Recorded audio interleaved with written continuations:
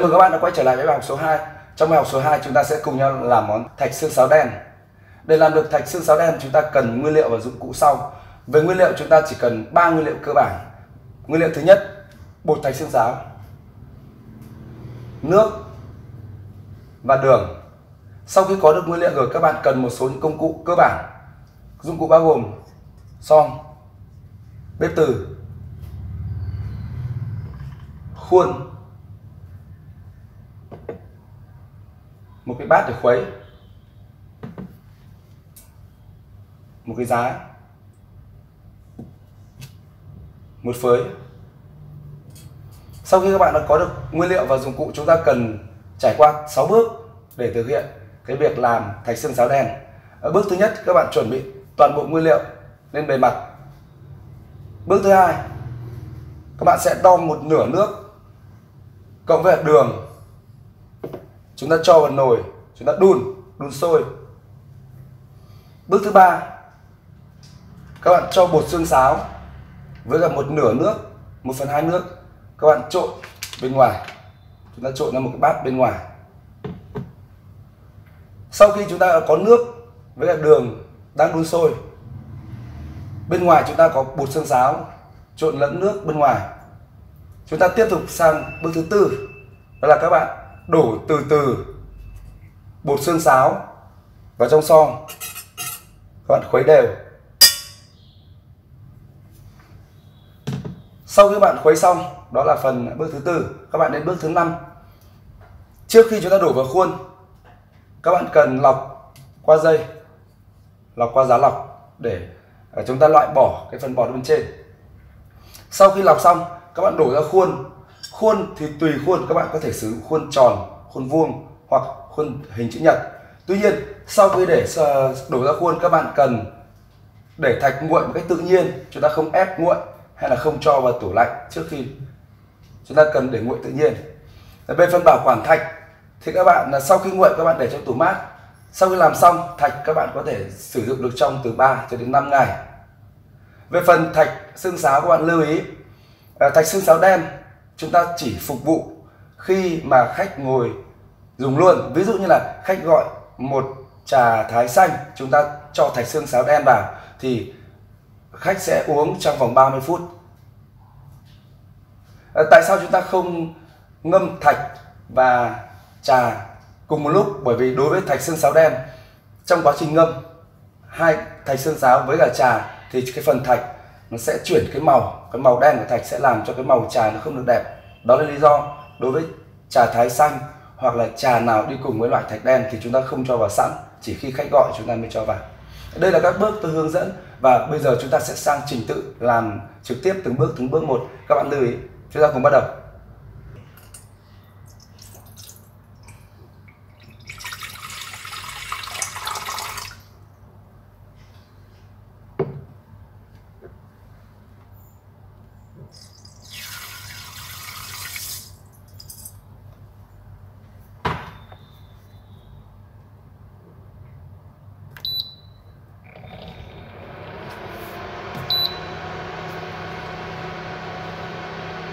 Các bạn lưu ý, chúng ta đổ một nửa nước và đường đun sôi phần này.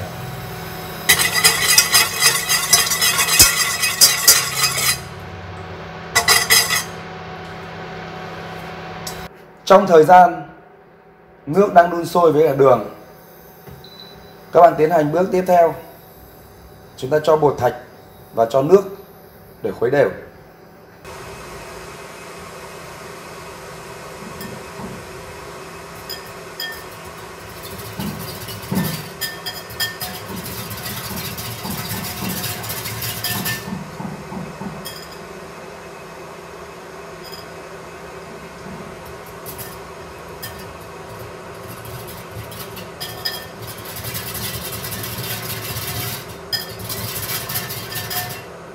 Khi khuấy bột thạch với cả nước, các bạn lưu ý nước là phải nước lạnh, nước nguội. Chúng ta cần khuấy thật kỹ. Các bạn khuấy thật kỹ là các cạnh nhé. Và chúng ta lưu ý các bạn phải dùng phối để khuấy, chúng ta không nên dùng thìa hay là dùng đũa. Vì dùng thìa và đũa là không được đều. Để sau khi các bạn đã trộn đều bột thạch và nước chúng ta cho trong son. Các bạn lưu ý đun từng chút một, vừa cho vừa khuấy.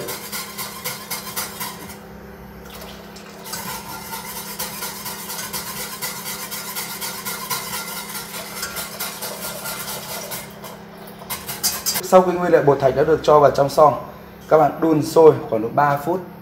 Trong quá trình đun nấu thạch, các bạn lưu ý luôn luôn phải dùng phối để khuấy đều. Chúng ta đảm bảo khuấy ở các góc cạnh để tránh những trường hợp bị vón. Đối với cả nhiệt, các bạn dùng chế độ vừa và nhỏ, chúng ta không dùng chế độ to. Các bạn dùng chế độ to sẽ không kiểm soát được và có thể là gây đến trường hợp là bị cháy ở đáy.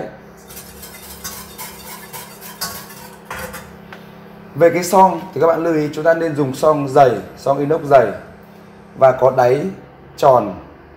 Nếu các bạn dùng son có đáy vuông, trong quá trình làm nó sẽ dễ dẫn đến trường hợp là bị hỏng.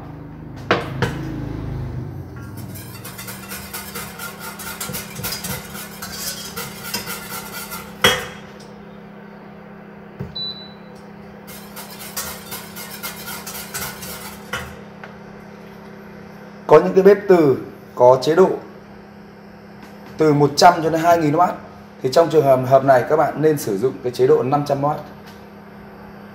Các bạn không đun quá to nhé. Đun lửa quá mạnh ở bên dưới nó sẽ bị cháy, và khi cháy thì nó sẽ làm cho cả hỗn hợp trong một nồi này bị khét.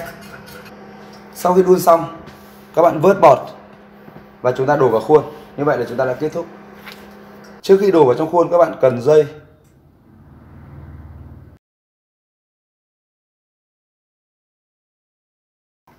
Một số trường hợp có thể xảy ra đó là khi cái dây của chúng ta dẫm quá,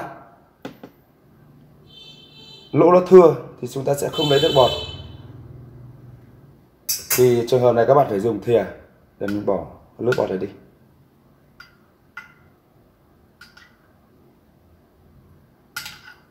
Như vậy là chúng ta đã hoàn thành quá trình đun thạch, nấu thạch. Về phần này các bạn cần lưu ý, một là chúng ta sử dụng nồi là các bạn nên sử dụng cái loại son dày và có đáy tròn, có các cạnh tròn.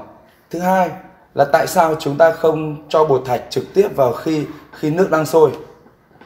Nếu các bạn cho bột thạch trực tiếp vào khi nước đang đun sôi thì thạch của chúng ta sẽ bị vón cục. Vậy là khi cắt ra nó sẽ không được đẹp, không được bóng. Mà đó là lý do tại sao chúng ta phải chia làm hai lần nước. Một phần nước chúng ta đun với cả đường. Phần thứ hai, nước được trộn với cả bột thạch. Sau đó thì chúng ta sẽ đấu hai cái với nhau.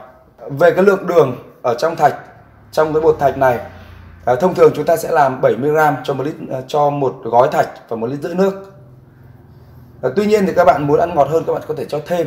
Nhưng về nấu thạch xương sáo để chúng ta uống ứng dụng trong những món trà thái xanh, nên là khi mà đã uống trà thái xanh thì nước trà nó hương thơm và có độ đậm và độ ngọt, thì đối với thạch chúng ta không nên làm ngọt quá. Vậy nếu làm thạch ngọt quá, khi chúng ta uống trà chúng ta sẽ cảm thấy nó bị nhợ. Cần làm thạch với cái lượng đường rất ít để chúng ta ăn thạch chúng ta cảm thấy độ mát ở trong khoang miệng. Trong quá trình làm thạch xương sáo thì các bạn cần lưu ý một số những điều. Một, đó là lượng đường. Về lượng đường các bạn lưu ý là không cho quá nhiều đường, vì thạch ngọt quá khi chúng ta cho vào trà thì như vậy thì thạch nó sẽ không được thanh, không được mát, nên các bạn chỉ cần làm lượng đường là 70g trên 1,5 lít nước. Về lượng nước thì bạn lưu ý lượng nước để làm thạch có thể là từ 1,3 lít là thấp nhất. Tuy nhiên thì từ 1,3 lít là căn cứ các bạn có thể cho lên là 2 lít nước hoặc là 1 lít nước cũng được. Nhưng mà đối với cả làm thạch này, để chúng ta sử dụng cho việc là cho vào nguyên liệu trà thái xanh, và khi đã cho vào trà thái xanh thì các bạn cần làm cái độ lỏng vừa để khách hàng có thể hút được qua ống hút. Sau khi làm thạch xong, các bạn cho vào khuôn, các bạn cần để nguội và nguội tự nhiên. Sau khi nguội tự nhiên xong, các bạn cho vào bảo quản trong tủ mát và chúng ta có thể sử dụng được từ 3 cho đến 5 ngày. Về cái phần thạch này các bạn lưu ý chúng ta không làm thạch sẵn, nghĩa là chúng ta không làm thạch trà thái xanh sẵn. Đặc biệt là đối với cả thạch màu đen thì chúng ta cần là khách gọi đến đâu thì chúng ta mới cho thạch xương sáo đen này vào cốc của khách.